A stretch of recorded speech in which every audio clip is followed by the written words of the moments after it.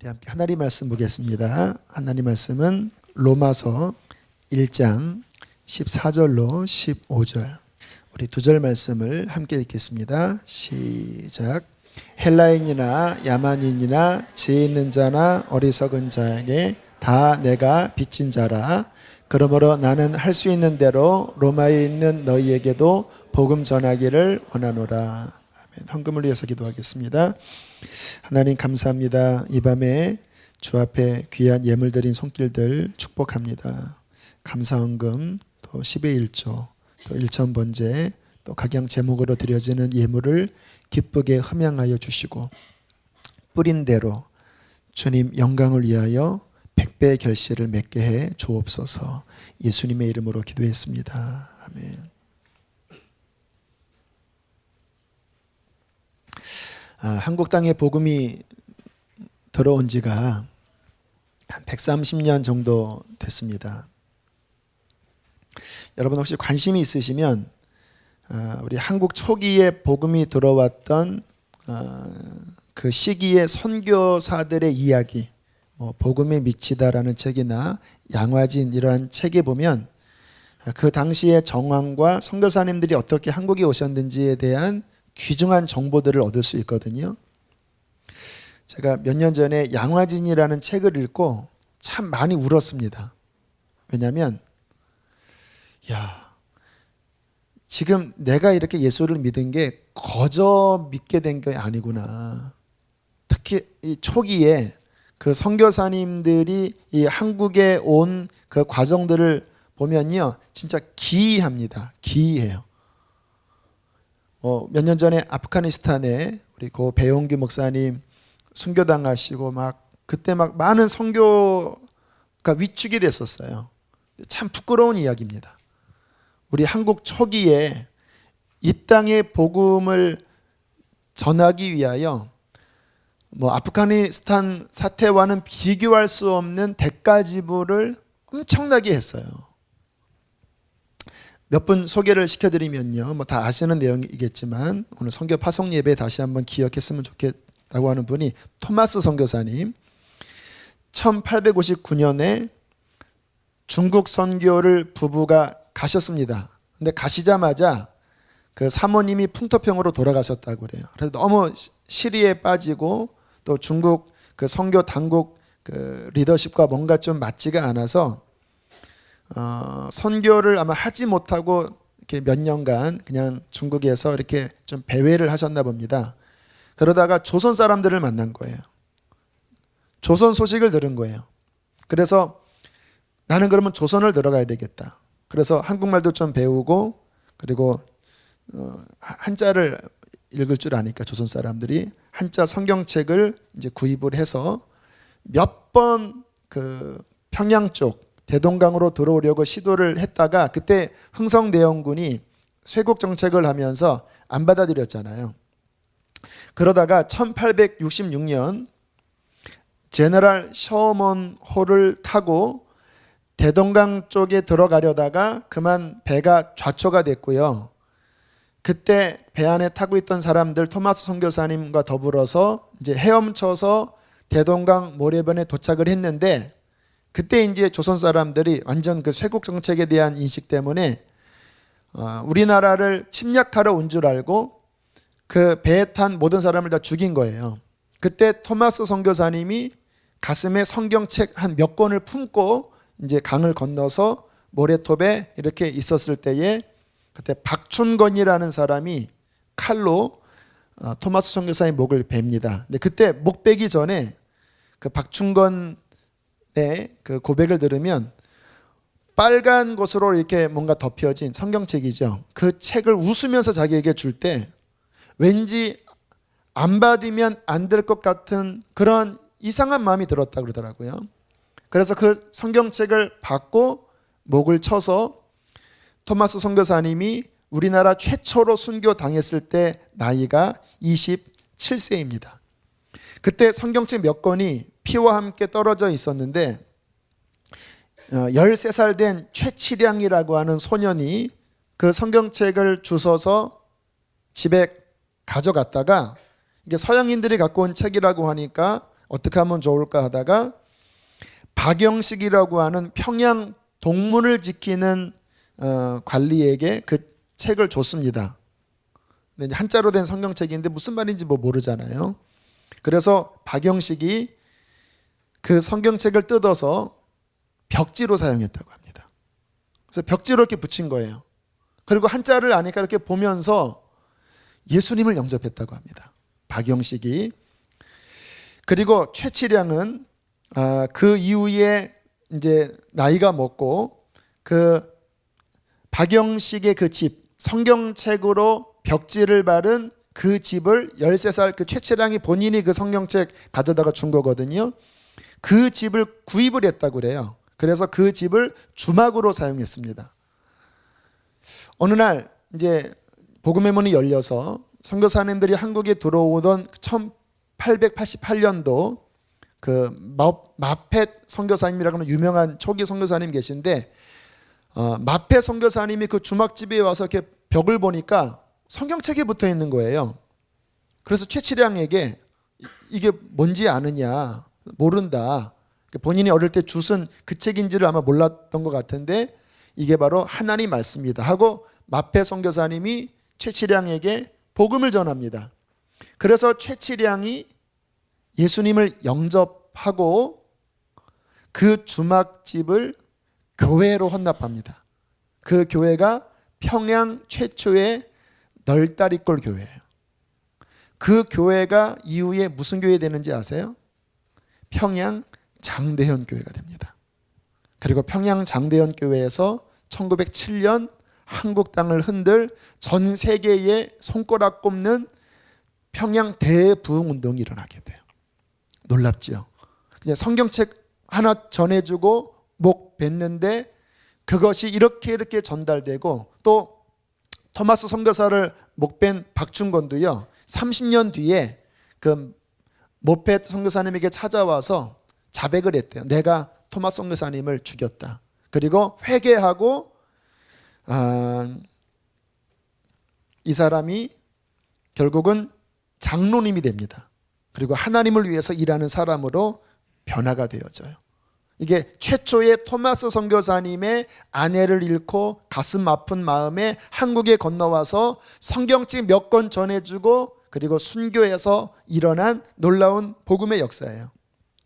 제가 작년에 또 이분 이야기한 것 같은데 그 가우처라는 목사님이 또 한국 이 선교에 굉장히 귀한 분이에요. 아직 복음의 문이 열리지 않았던 1882년 한미수요 조약을 맺고 그때 조선에서 그 김옥균을 위시한 몇 명의 경미단, 그러니까 미국을 이제 견학하고 오라고 하는 경미단이 이제 그 최초로 미국을 밟거든요. 그때 사진을 보면 이렇게 갓 쓰고 그 하얀 그 뭡니까 그 옷 입고 그리고 미국 그 기차에 이렇게 시커먼 사람들이 이렇게 타서 앉아 있는 그런 사진들. 그 기차를 타고 이제 미국 서부에서 동부로 쭉 가던 중이었다고 그래요. 근데 기차 안에서 가우초라는 목사님이 그 조선에서 파견한 경미단을 보면서 기도를 했다고 합니다. 하나님, 이 민족은 예수를 믿나요? 이 민족에는 선교사가 없나요? 알고 보니까 선교사가 없는 미전도 종족이었어요. 그냥 지나치면서 기차 안에서 본 그 시커먼 촌스러운 조선 사람을 보자마자 자기 교회에 가서 이렇게 외쳤다고 합니다. 나는 오늘 한 미전도 족속을 만났는데 선교사님이 없습니다. 그런데 이제 곧 문이 열릴 것 같습니다.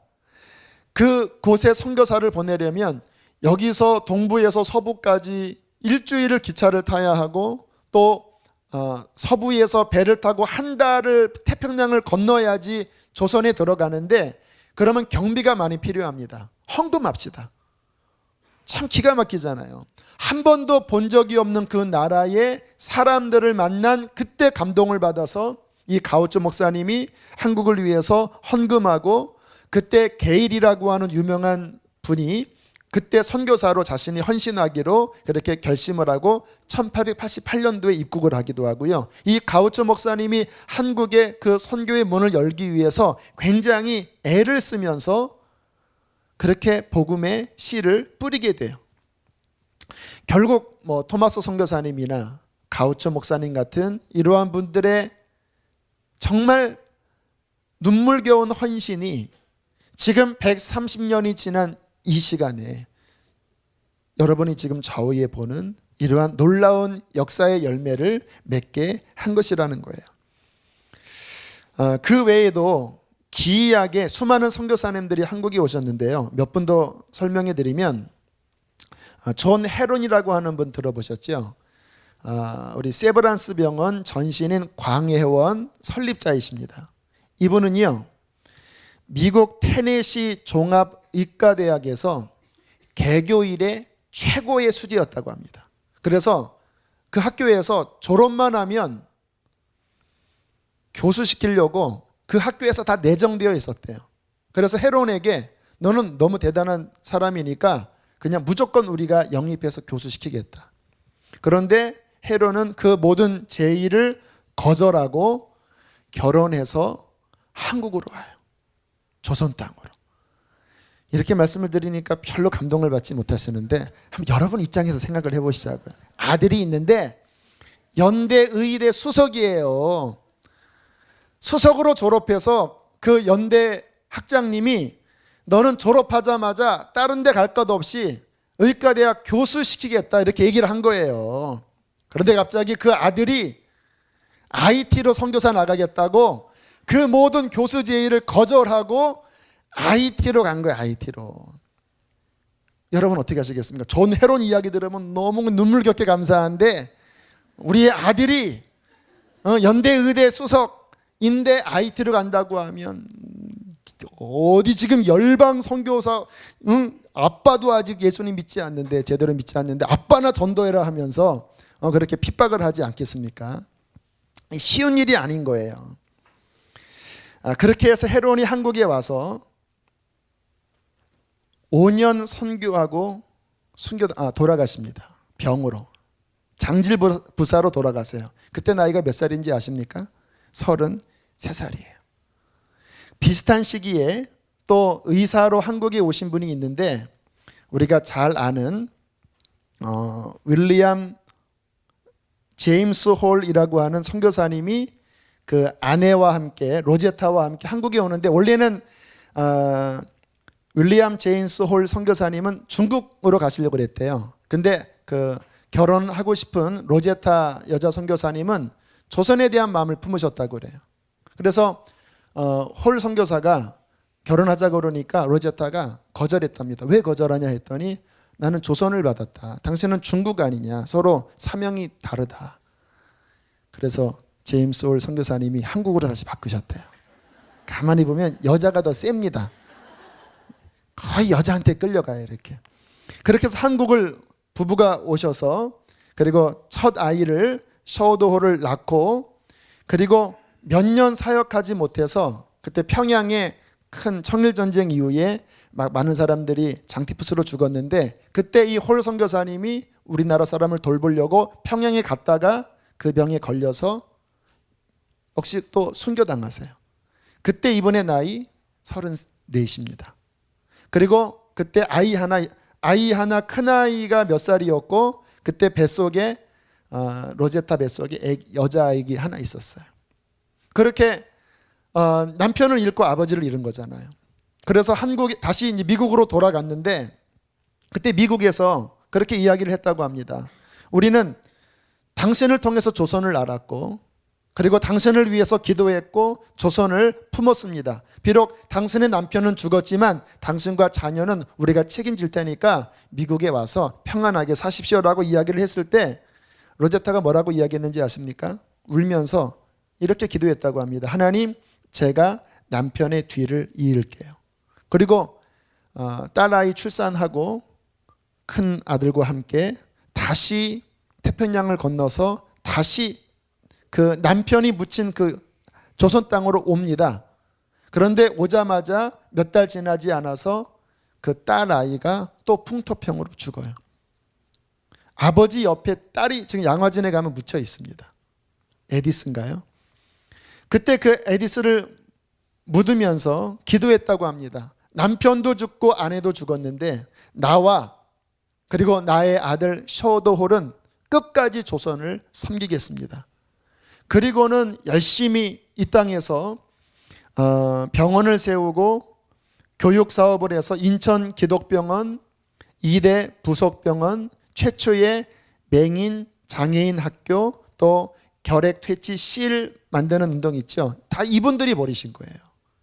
그리고 그 셔도홀은 그 아들은 커서 다시 인도가로 다른 나라로 갔다가 나중에 다시 한국에 오셨는데 그분이 죽으실 때 뭐라고 이야기하냐면 나는 여전히 한국을 사랑합니다. 내가 죽거든 절대로 미국이나 캐나다에 묻지 마시고 내가 태어나서 자랐던 나의 생애를 다 드린 나의 사랑하는 이 땅, 나의 아버지와 어머니와 누이 동생이 잠들어 있는 이 땅에 묻어달라고.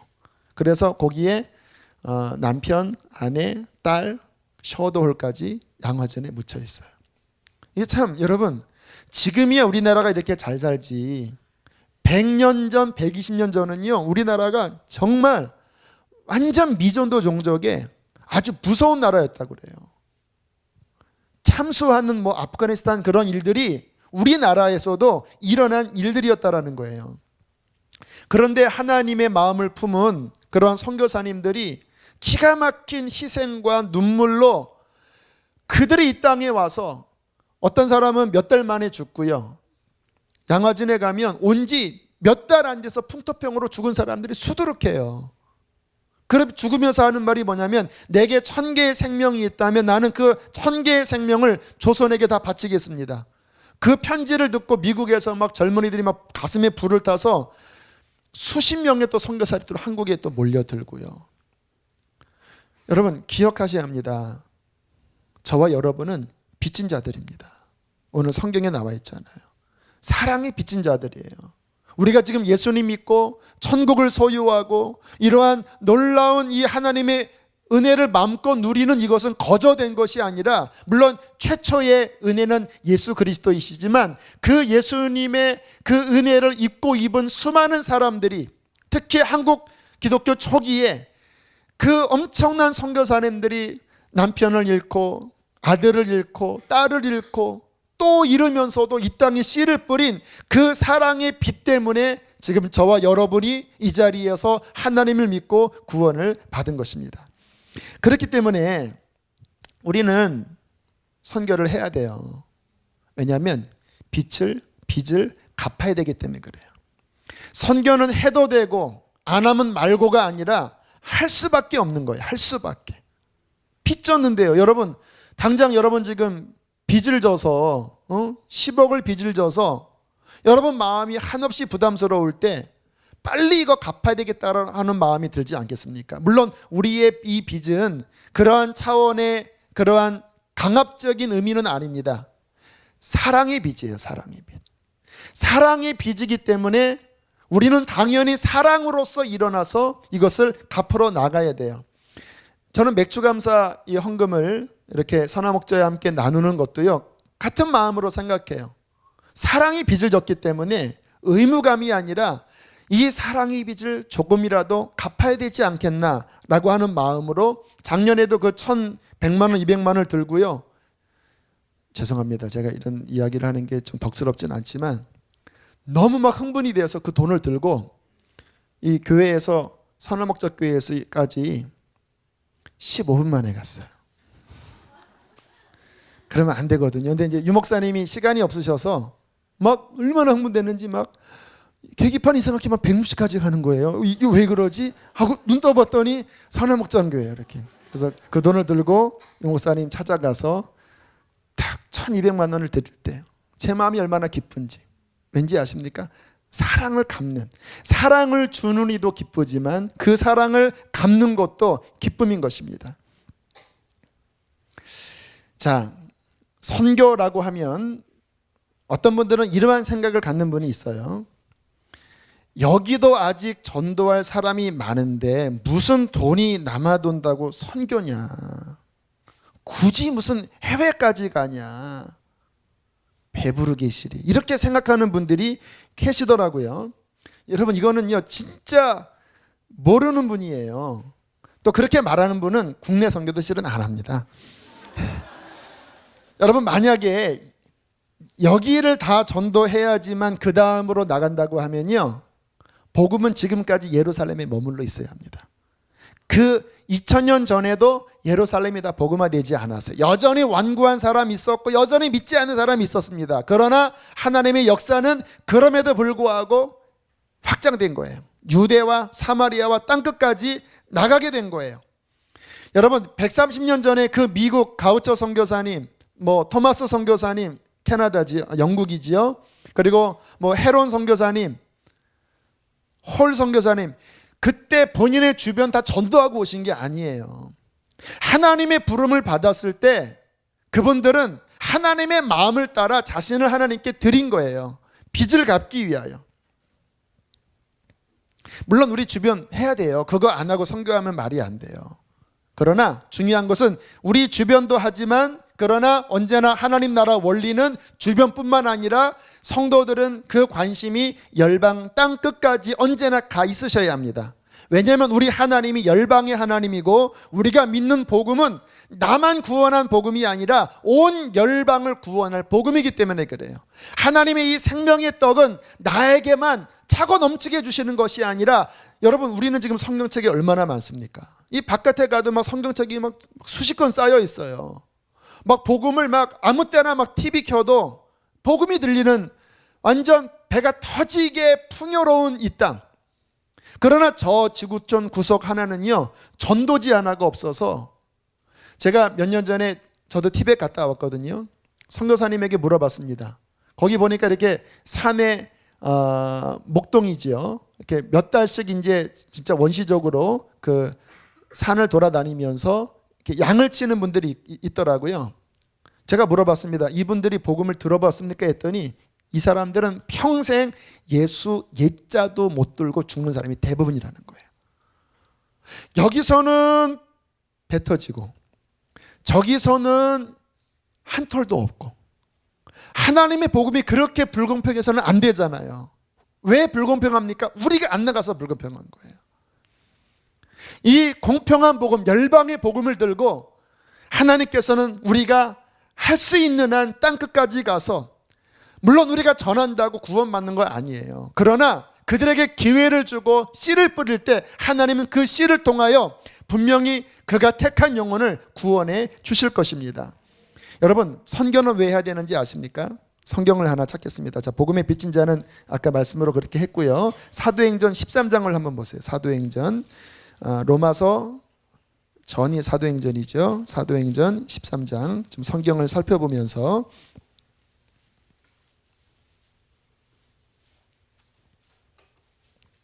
(1절로) (3절까지) 자, 이게 예루살렘 교회의 초대교회의 최초의 이제 선교 기록입니다. 자, 1절 읽겠습니다. 시작.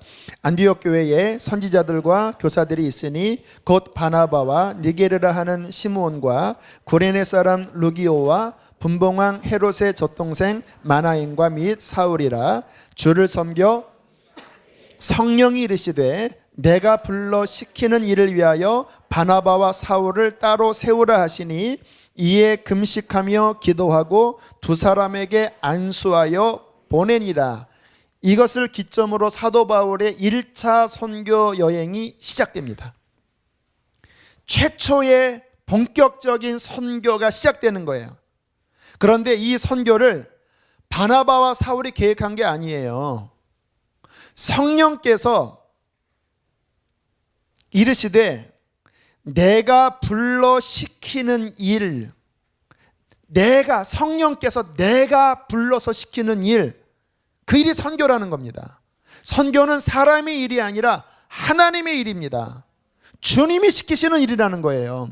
그래서 내가 해도 되고 말아도 되는 일이 아니라 주인이신 그분이 불러서 시키시는 그 일이기 때문에 초대교회도 순종하고 지금 수지선한 목자교회도 순종을 해야 된다라는 거예요. 여러분, 우리 교회는 주님의 교회입니다. 믿으시죠? 강대영 목사의 교회가 아닙니다. 몇몇 리더십의 교회가 아니에요. 우리는 종들이고 교회의 주인과 머리는 예수 그리스도이십니다. 보혜사 성령께서 우리의 주인이세요. 그래서 당연히 교회의 방향은요, 사람이 좋고 싫고 여기에 끌려가서는 안 돼요. 성경을 보시면서 주님께서 무엇을 원하시는가, 성령께서 무엇을 원하시는가, 거기에 맞춰드려야 되는 거예요. 그런데 오늘 성경에 봤더니 성령께서 불러시키시는 일이 선교, 복음을 전하는 일이라고 말씀을 하시는 거예요. 그러니까 당연히 교회는 당연히 복음을 전해야 되는 거예요. 제가 근래에 하나 깨달은 게 있습니다. 선교에 대한 주제와는 좀 다르지만 그 하나님의 뜻을 순종하는 부분에 대한 체험을 하나 있어요. 저희 교회가 초기부터 교회를 다 개방시켰잖아요. 어떻게 보면 좀 모험입니다, 여러분. 요즘 도난 사건도 많고. 근데 문을 24시간 열어놨어요. 음악을 틀어놓기 시작했고, 그리고 근래에 들어서는 에어컨까지 틉니다. 한두 명이라도 오면 기도할 때 더워서 힘드실까 봐 낮에 10시부터 5시, 6시까지 에어컨 틀어놔요. 요즘 전기세, 전기 나라에서 절전하라고 하지만 에어컨 틀어놔요. 24시간 열어놔요. 그것은 왜 그렇게 했냐면 하나님이 교회를 향하여 만민의 기도하는 집이라고 말씀을 하셨고, 주님의 백성이 답답해서 기도하고 싶은데 문이 덜커덕 잠기면 그거 얼마나 마음이 참담합니까?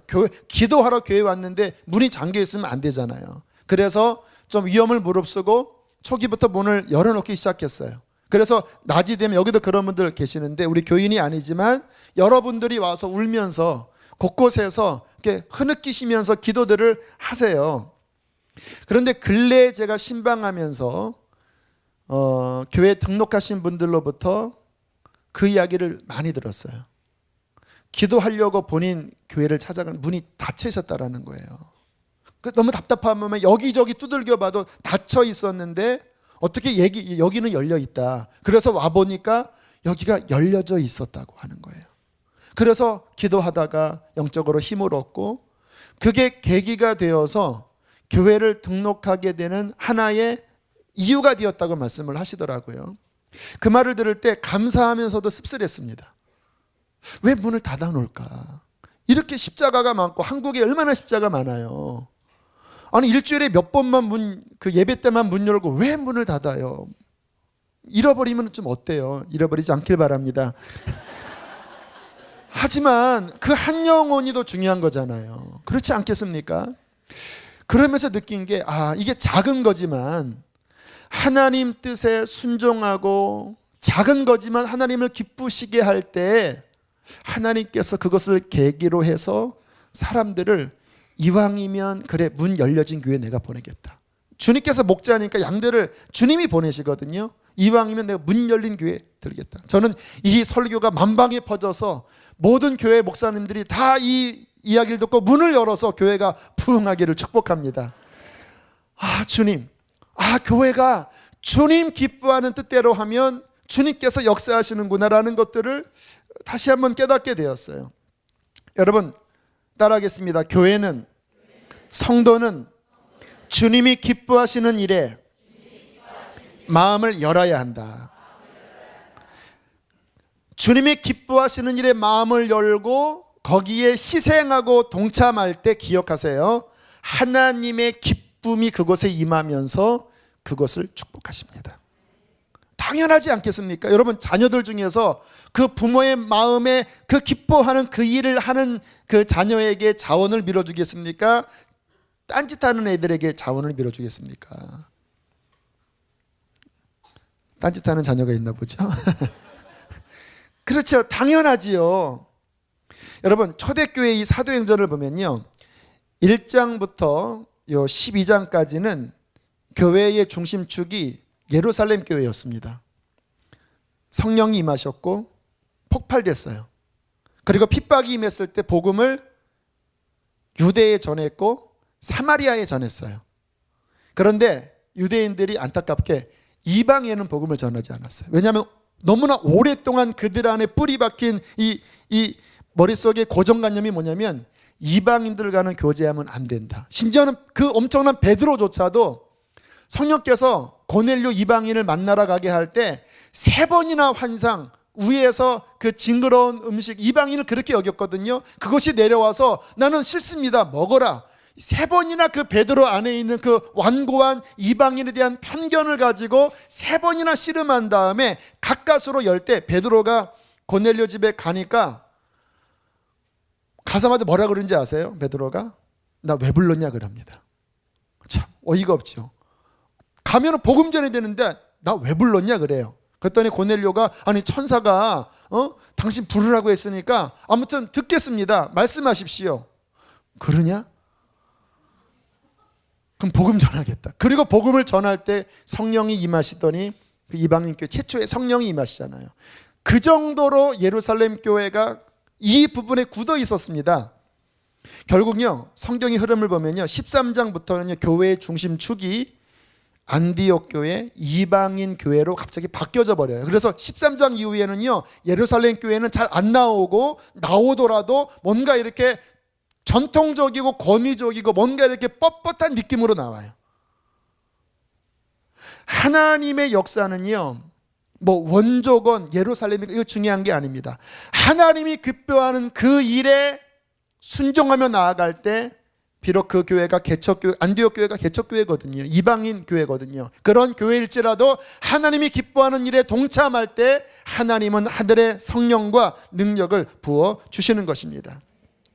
97년 제가 이제 그 청년부를 섬겼던 그 교육전도사 시절에 매해마다 이렇게 여름 수련회를 하면 성령께서 역사하셨거든요. 주님이 그때 저 훈련을 많이 시켜주셨어요. 찬양하고 거의 뭐 제가 집회를 다 인도를 했으니까 청년들이 많이 울고 회복이 되고 항상 저의 주제는 회복이었습니다. 왜? 하도 그 청년들이나 학생들이 아무튼 여름 지나고 또 학교 다니고 직장 생활하면 또 뚝 떨어지고 하니까 아무튼 여름 겨울에 계속 회복 중심의 수련회를 했어요. 하나님이 역사하셨습니다. 그런데 97년도 여름 수련회를 갔는데 이상하게 힘이 없는 거예요.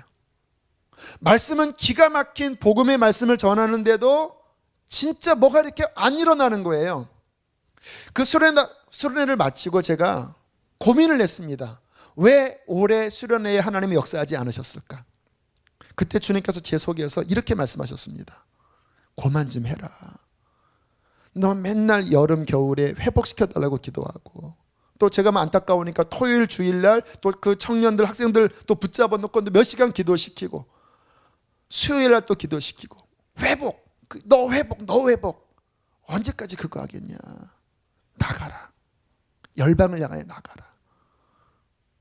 너 나 생각하면 회복이 안 된다. 그러나 열방을 향하여 품으로 나가면 오히려 너희가 회복된다. 그래서 97년도면 지금처럼 이 단기 선거 붐이 있는 때가 아닙니다. 온누리 교회나 우리나라 그 메이저 교회만 그때 좀 시작을 했었고요. 나머지 교회는 선교 안 열렸던 시기예요.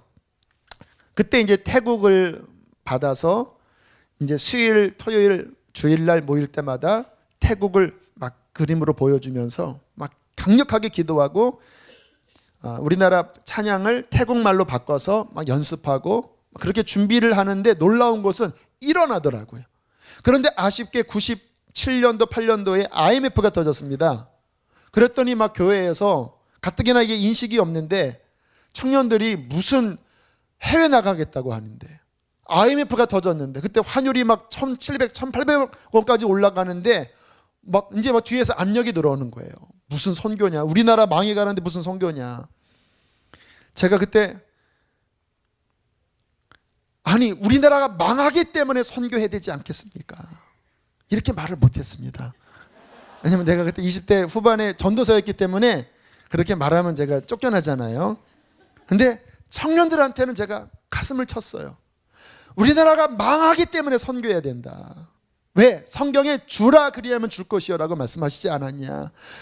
이 어렵기 때문에 열방으로 나가야 된다. 그래서 교회에서 환송받지 못하고 갔어요. 왜냐하면 장로님들이 분위기가 뒤숭숭한 거예요.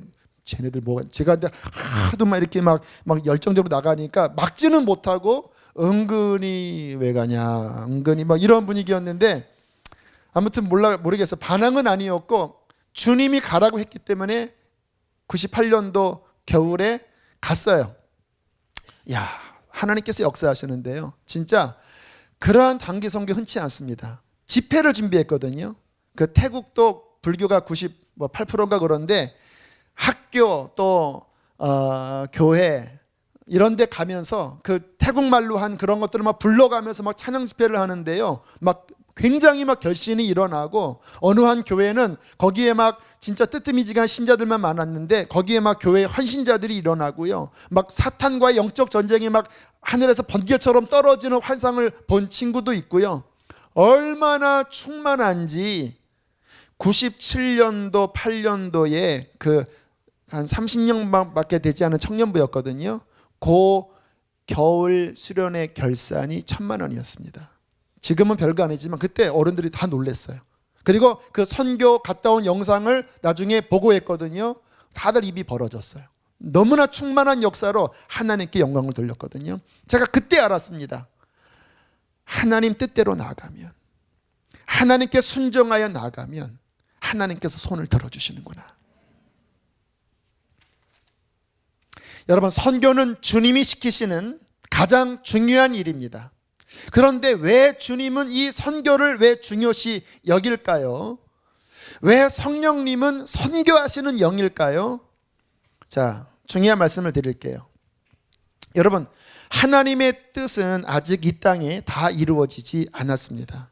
하나님의 뜻의 최종 완성은 뭐냐면, 따라하겠습니다. 천국 복음이 모든 민족에게 전파되고 하나님의 보이지 않는 나라가 완성되는 것이다. 여기 하나님의 최종 뜻의 완성이에요. 천국 복음이 모든 민족에게 전파되어야 돼요. 왜냐하면 요한계시록에 보면 모든 나라에서 하나님의 백성들이 일어나서 주님의 그 영광스러운 진주문으로 들어가며 하나님을 경배한다고 그래요. 모든 민족 가운데 구원받은 자들이 일어나야 돼요. 그것이 성경의 이방인의 충만한 수입니다. 모든 민족이 다 100% 구원받을 수는 없지만 모든 민족 안에 구원받은 사람이 반드시 있어야지 하나님의 마지막 계획이 완성되는 거예요. 그래서 항상 하나님의 명령은 이 복음을 모든 민족, 모든 족속에게 복음을 전하라. 이게 선교 완성이거든요. 지금 우리는 안 보이지만 하나님의 나라가 지금 이 땅 가운데 이미 임해서 확장되어져 가고 있는데, 마지막 100%라고 하는 그 꼭지점을 향하여 지금 계속 진격해 나가고 있는 거예요. 요 100%가 뭐냐면 모든 민족에게 복음이 전파되어 그 가운데 하나님을 대표로 섬겨서 마지막 요한계시록 때 진주문으로 들어와 하나님께 경배할 그 하나님의 백성들이 다 차는 거예요. 그것이 다 차면 주님 나라가 완성이 될 것입니다. 여러분, 이것이 하나님의 뜻이에요. 그런데 제가 말씀을 준비하면서 하나님 나라 완성이라는 이야기를 하면 여기에 80%는 모르겠습니다. 80% 안 될 수도 있겠지만 제 느낌에 그랬어요. 이 말이 가슴에 와닿지 않는 거예요. 하나님 나라 완성, 그게 하나님의 최종 뜻, 머리로는 알겠는데 그게 나랑 무슨 상관이야 라고 하는 마음을 품는 크리스찬들이 너무 많은 거예요. 제가 그 느낌을 받아요. 그래서 이 너무나 중요한 하나님 나라 완성에 대한 이야기를 하려고 했더니 힘이 없어요. 왜냐? 여러분 마음에 땡기질 않으니까. 오히려 여러분 마음에 땡기는 것은 무엇입니까? 문제 해결, 여러분 위로, 뭔가 힘을 얻고 뭔가 여러분 삶이 풀려나가고 그런 이야기하면 막 빨아들여요. 하지만 하나님 나라 하면 맞는 말이라고 인정은 하지만 관심이 없어요. 이게 문제라는 것입니다, 여러분. 여러분, 우리가 영적 어린아이일 때에는 내 문제 중심으로 해서 하나님께 나아갈 수밖에 없어요. 영적 어린아이가, 아기가 어떻게 부모 마음 헤아리겠습니까? 영적 아기 때는 내 문제, 내 아픔, 내 경제, 내 자녀, 이거 중심으로 해서 하나님 나 도와주세요 라고 해야 돼요. 그게 성경의 원리입니다. 그러나 계속 그러면 안 돼요. 언제까지 내 문제에 매달려 있어야 되겠습니까? 여러분, 이 문제 해결되면 또 문제 생기잖아요. 안 그러시나요? 오히려 문제 다 해결되면 어떤 분은 그러시더라고요. 신방을 했는데, 목사님, 제가 막 힘들 때 그 문제 해결하더라 하나님께 막 부르짖어서 방언을 받고 영적 충만했거든요. 지금은 문제가 다 해결돼서 기도할 게 없어서 영적으로 떨어졌어요. 이러시는 거예요. 그래서 그러시네요. 그 문제가 또 생겨야 되겠네요. 제가 그렇게 이야기를 했습니다. 그러니까 문제 중심이면요, 그게 딱 풀어지면 그 다음부터 영적 열정이 없어지는 거예요. 왜? 언제까지 나에게만 매달려 있으니까. 우리가 정말로 하나님을 아는 백성이라면요, 내 문제는 이제 뭔가 어느 정도 나갔으면 내려놓으셔야 돼요. 기억하세요. 문제는 요거 풀어지면 또 생겨요. 요거 풀어지면 또 생겨요. 다 풀려도 기껏해야 100년이면 종 치는 겁니다. 땡땡땡땡땡 종 끝나는, 100년 지나면 이 땅에서 여러분이 고민하는 많은 문제들은 100년 지나면 끝나버리는 거예요. 언제까지 거기에 매달려서 100년도 못 지나갈 거기에만 관심을 갖겠습니까? 우리의 관심은 하나님 나라예요. 그것이 영원한 것입니다. 주님 나라에 우리가 신경 쓰고 주님 나라에 동참하고 주님 나라를 위해 나를 헌신할 때 주님 뭐라고 말씀하십니까? 먼저 그의 나라와 그의 일을 구하라. 그리하면 너의 이 땅에 필요한 것을 보너스로 채워주겠다. 그러나 안 채워줘도 상관없는 거예요. 하나님 그 나라를 위해서 달려가는 자를 주님은 결코 버리지 않고 결코 외면하지 않으실 것입니다. 여러분, 두 가지를 비교해 보세요. 그 100년도 안 될 이 땅의 꽃, 100년 지나면 종치고 아무 소득도 없는, 올 1월달 아버님이 돌아가셨을 때 아버님의 유골함을 들고 어딥니까?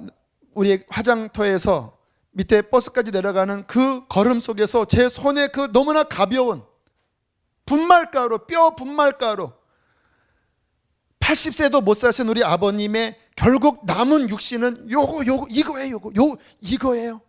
저희 형이 하는 말이, 이게 아버지야, 이게 육신이야. 이게 그 고민했던, 돈을 아껴갔던 이게 결국 80년도 못 돼서 이거잖아요. 우리 인생은 그렇게 허무하게 끝낼 인생이 아닙니다. 하나님 나라를 위하여 우리를 부르신 거예요. 눈에 보이지 않지만 복음을 통하여 하나님의 나라가 확장되어져 가고 있고, 이 복음을 통하여 하나님 나라가 완성되는데 누가 이 일에 동참하겠느냐? 너희의 시간을, 너희의 열정을, 너희의 남은 인생을, 너희의 물질을 누가 나의 이 나라를 위해서 드리겠느냐? 이것을 위하여 살아가는 자는 육신이 끝났을 때 잿더미로 끝나는 것이 아니라 하늘 아버지께서 그것을 다 기억하시고 상으로 갚아주시겠다고 말씀을 하시는데, 여러분 비교해 보세요. 어떻게, 여러분 무엇을 위해서 살아가시겠습니까? 우리의 마음속에 이 하나님 나라에 대한 가치관이 명확하게 새겨지게 되기를 축복합니다. 이 나라를 위하여 정말로 나를 헌신하여 드릴 수 있는 그 믿음과 결단이 있게 되기를 축복하는 것입니다. 성령이 시키시는 이 일, 하나님 나라 완성을 위하여 교회는 부름을 받은 것이고, 성도는 이 일에 누구나 다 부름을 받은 것입니다. 누구나 다. 너희는 가서 모든 족속으로 제자를 삼고, 그 너희는 특별한 사람들이 아니라 예수를 믿는 모든 너희는 모든 족속에게 가야 한다. 물론 우리가 다 선교사로 가는 것은 아닐 것입니다. 그러나 어떠한 모양으로든 우리는 여기에 동참해야 합니다. 어떠한 모양으로든 교회는 그 일에 동참해야 돼요. 성도는 어떠한 모양으로든 그 일에 동참해야 돼요. 왜? 그것이 성령이 시키시는 일이고 그것이 주님의 꿈이고 그 일이 영원하기 때문인 것입니다. 어떻게 동참할 수 있을까요? 훈련 참여하세요. 올해는 끝났습니다. 내년에는 교회 자체적으로 할까도 생각 중인데 참여해 보세요. 왜냐하면 믿음이 들음에서 나는 거거든요. 들으면 그것이 정말 가치 있는 건지 알게 돼요. 내 문제에만 매달리지 않게 돼요. 두 번째, 기회가 오면 한번 가보세요. 한 번쯤 이상은 나가셔야 합니다. 나는 여건이 안 되는데 여건 돼요. 여러분 다른 나라는 가시잖아요. 이렇게 놀러 가시잖아요. 생각이 부족하니까 안 가시는 거지, 여러분 여건은 만들면 다 될 수 있는 것입니다. 어떤 분들은 간다고 무슨 큰일이 벌어지겠나? 아닙니다. 여러분 작년에 아시잖아요. 우리 중국팀 청해성 가서 우리 이병혁 전사님이 침 한 달 배워서 찔러갖고 그 다리 일어나시고 그분 예수님 믿으셨잖아요. 태국팀 작년에 그 태국에 있는 대학교 사역했잖아요. 그 선교사님 제가 아는 청년이었거든요. 우리 선교팀을 보고 한숨이 나왔다라는 거예요. 이 어리버리 뭐 이렇게 뭔가 이렇게 부치춤을 쳐도 뭔가 이렇게 맞지도 않고 야, 이 팀이 뭐가 하겠나 그랬대는데 그 친구가 하는 말이 근데 이상하게 은혜가 임하더래요. 그리고 그때 시험 기간이라서 대학생들이 못 모일 줄 알았는데 신기하게 꽤 많이 모였고 그때 전도된 아이가 지금까지 YM에서 훈련받고 있대요. 그때 전도된 아이. 수많은 선교팀들이요, 중동 땅, 이란, 사우디, 이라크 이런 땅을 밟았어요. 복음이 꽉 닫혀 있을 때 수십 년 전부터 그 땅을 밟고 기도했어요. 그런데 얼마 전부터 이란 땅, 사우디 땅에 어떤 일이 일어난지 들어보셨죠? 꿈속에서 예수가 나타나는 거예요. 누굽니까? 난 예수다, 이사다. 어떻게 해야 됩니까? 누구를 찾아가라, 어느 선교사를 찾아가라. 그래서 막 전 세계에서 가장 교회가 부흥하는 지역 중에 하나가 이란입니다.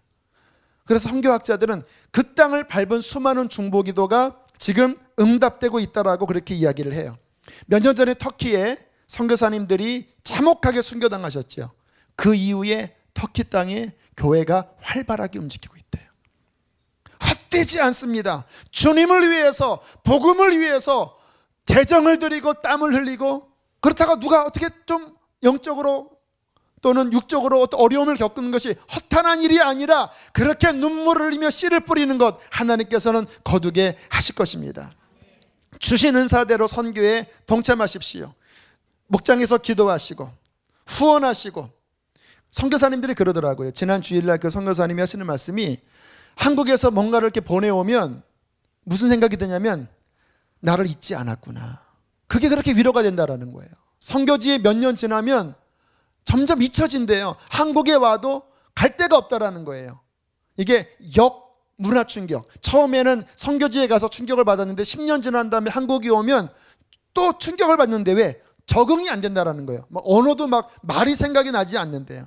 그런데 한국의 어떤 교회가 나를 기억해 주면 그렇게 위로가 된대요. 근데 막 한국 파송한 교회에서 막 뭐 결과 보고하라고 하면 그렇게 힘들다고 하더라고요. 많은 교회가 막 자른대요, 선교사님들을. 지원을 안 한대요. 그러면 안 됩니다. 정말로 후원하고 그들을 잊지 않았다고 하는 확신을 심겨드려야 되고, 그리고 나가야 되는 사람이라면 나가야 합니다. 우리 내년 후년 저에게서 파송할 분도 계시고, 우리 장준기 청년 삼성 다니다가 하나님의 부름 받고 일 접고 이제 네덜란드 외국 선교 훈련 받으러 8월에 또 가요. 물론 다 가라는 건 아닙니다. 그러나 주님의 부름을 받았다면 가셔야 돼요. 우리 이희돈 장로님 아시죠? 그런 간증을 하시더라고요. 그 70년대인가요? 빌리그레암 와서 큰 우리나라 부흥이 일어났을 때, 그때 그 한국이 앞으로 선교 한국이 될 거기 때문에 그 선교사 굉장히 많은 그 헌신을 받았대요. 몇만 명이라고 그랬더라. 그때 10만 명이라고 그랬나요? 그때 그 김원혁 선교사님이 이야기를 하셨죠. 근데 그때 첫 번째는 선교사님 일어나라고 그랬고 될 사람, 두 번째는 비즈니스를 통해서 선교사님 후원할 분 일어나라고 했는데, 이 이돈 어린아이 때 초등학교 4학년 때인가 잠깐 졸았다나 그랬다 그러더라고요. 그래서 본인은 선교사 때 일어났는데 나중에 알고 보니까 선교사 비즈니스 후원 때 일어났대요. 실수한 겁니다. 근데 하나님이 실수를 또 합력해서 선을 이루셔서 그 비즈니스 선교 후원하는 쪽으로 하나님이 세우셨어요. 이분이 유럽 쪽으로 박사학위 받으러 갈 때 정말 어려움 가운데 갔는데, 그 어려움 중에 아르바이트 하면서 번 수입의 70% 가까이를 선교원금했대요. 그리고 나중에 학위를 다, 어려운 학위를 다 받고, 그리고 기가 막힌 학교에서 교수인가 무슨 제의가 들어왔을 때 하나님 앞에 서원한 게 기억이 났대요. 내가 선교사로 헌신을 하지 않았냐. 그래서 3년간 정도를 남미 페루인가요? 남미 어느 쪽에 가서 선교를 하고 그거 마치고 다시 미국으로 돌아왔을 때 하나님이 그를 높이셔서 세계 무역 총재 무역센터의 부총재까지 하나님이 높이 드시는데, 이분의 이 마인드는요, 선교다, 선교. 내가 왜 존재하냐? 선교하기 위해서. 그래서 뭐 엄청난 수십만 불의 뭐 인컴이 있어도 거기에 엄청난 분량을 선교로 나눠요. 제가 느끼는 게 이 하나님 나라와 의의를 구하니까 하나님께서 이분을 쓰시는구나. 물론 그것이 목적은 아닙니다. 복이 목적은 아니에요. 그러나 제가 믿는 것은 교회든 성도든 하나님의 사람이 그 하나님 나라 완성을 위하여 정말 불타는 가슴으로 헌신할 때 하나님께서는 그 사람을, 그 교회를, 그 민족을 복되게 사용하여 주실 것입니다. 그러한 열정이 우리 안에 충만케 되기를 축복합니다. 함께 우리 찬양팀 나오시고, 요한계시록에 보면요, 7장에 모든 민족과 방언들 가운데 어린 양 보혈로 구원받은 하나님의 백성들이 보좌 앞에 정려 가지를 흔들면서 구원하심이 보좌에 앉으신 우리 하나님과 어린 양에게 있도다 찬양하는 장면이 나옵니다. 여기에 각 나라, 족속, 백성, 방언 모든 민족 가운데 하나님을 경배하는 이것이 하나님 나라 완성이거든요. 이 찬양을 고백하면서 하나님, 올 여름에 우리가 밟는 땅에, 또 우리가 보내는 그 땅에 하나님, 이러한 하나님의 사람들이 일어나서 아버지, 이 마지막 때에 주님 오시는 그날에 하나님 앞에 경배하고 찬양하고 보좌 앞에서 찬양하는 백성들이 일어날 것을 믿음으로 꿈꾸면서 이 찬양을 고백하고 기도하겠습니다.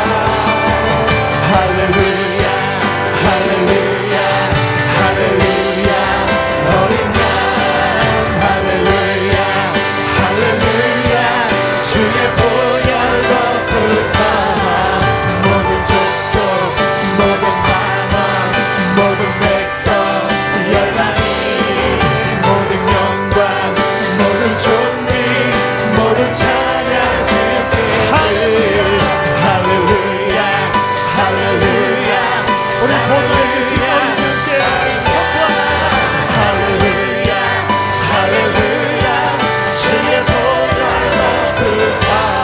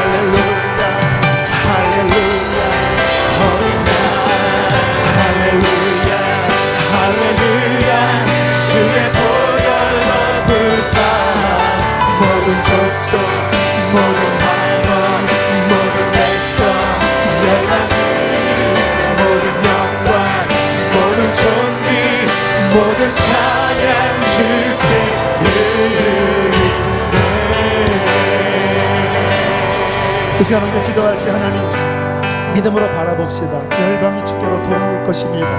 나의 꿈은 하나님의 꿈인 선교 완성, 하나님 나라 완성입니다. 하나님, 주님의 나라가 완성될 것을 선포합니다. 모든 민족과 열방 가운데 구원받은 아버지의 백성들이 일어날 것을 선포합니다. 그들이 마지막 주의 보좌 앞에 나아가 하나님께 경배